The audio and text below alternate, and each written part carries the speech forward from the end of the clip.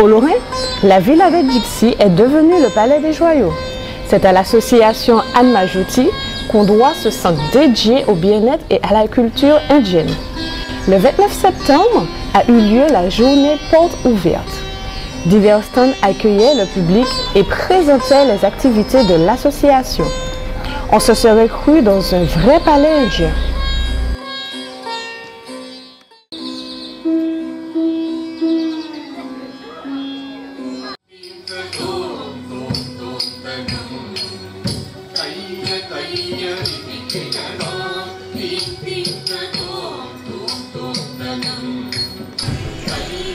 Alors le Bharatanatyam est une danse du sud de l'Inde qu'on a commencé à danser à la Martinique à la fin des années 80 grâce à Suzy Maniri, donc qui a emmené ce style de danse-là. C'est un art qui est millénaire, donc qui est pratiqué depuis bien longtemps dans le sud de l'Inde, notamment dans le Tamil Nadu.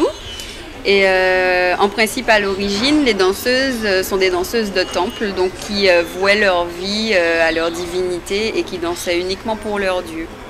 Voilà, et ça se dansait en solo. Alors après, bon, c'est un art qui s'est démocratisé parce que on le chorégraphie beaucoup à l'heure actuelle. Il y a des ballets de danse, ça a inspiré le Bollywood puisqu'on reconnaît beaucoup de mouvements qui sont issus de ces danses-là. Et le Bharatanatyam est aussi des styles de danse classique donc, de l'Inde. Donc vous avez l'Odissi par exemple, le Kathak, le Kathakali, qui sont aussi des styles qui sont très connus, qui sont dansés un peu partout dans l'Inde. Et donc le Bharatanatyam, c'est un style qui est issu du sud, donc il nous ressemble beaucoup plus, notamment en matière de culture et même de culte. Donc les fils d'immigrés, enfin indiens qui sont aux Antilles, donc en Guadeloupe et en Martinique, se reconnaissent beaucoup plus peut-être dans cet art-là, à travers la religion, le culte hindou et tout ça. Alors les cours de yoga qui sont enseignés comportent une partie physique, ce qu'on appelle les asanas, c'est-à-dire les postures. Le but des postures, c'est de relâcher toutes les tensions musculaires, en particulier toutes les tensions qui se retrouvent autour du dos ou au long de la colonne vertébrale, le système nerveux central. Alors je me présente, je m'appelle Devananda, c'est un nom qui m'a été donné en Inde, lorsque j'ai été initié au yoga. Et toute ma vie a été une quête et une recherche du bien-être, d'abord pour moi-même, et maintenant, ensuite, pour pouvoir accompagner les autres dans le bien-être.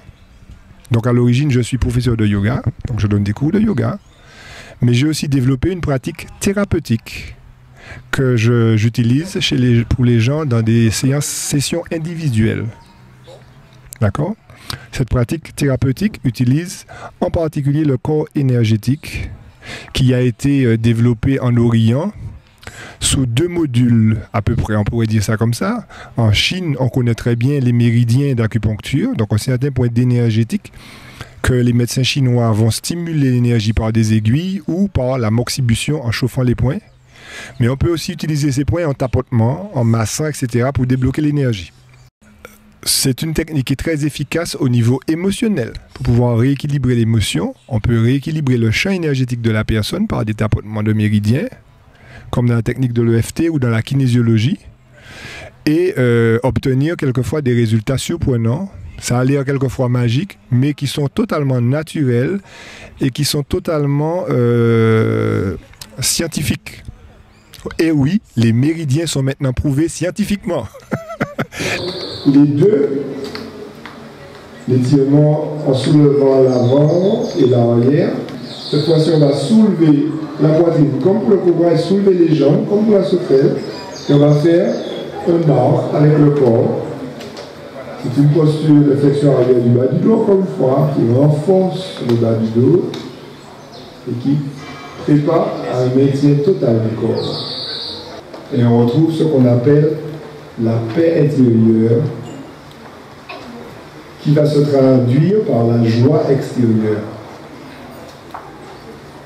L'expérience du yoga est double.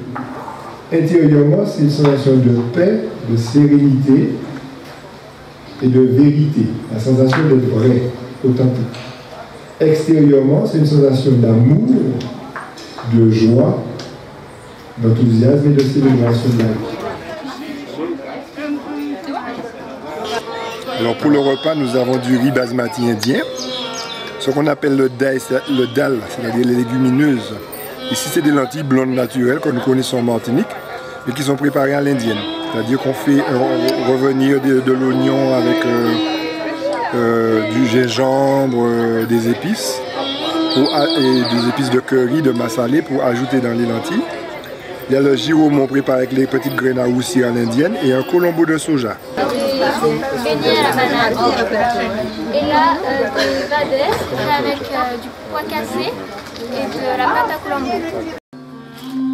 Le voisin chinois était également représenté avec une démonstration de tai chi.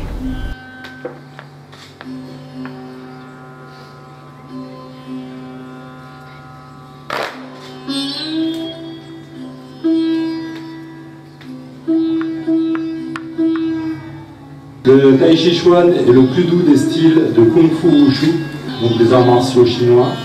Aujourd'hui, on a placé le Tai Chi Chuan dans la case santé avec la médecine traditionnelle, car il a des effets positifs sur la santé.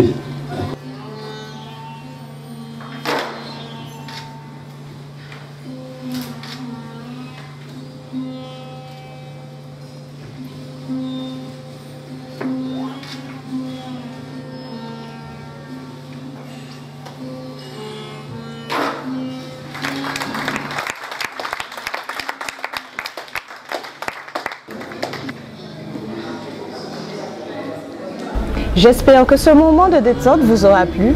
À bientôt sur MNTV.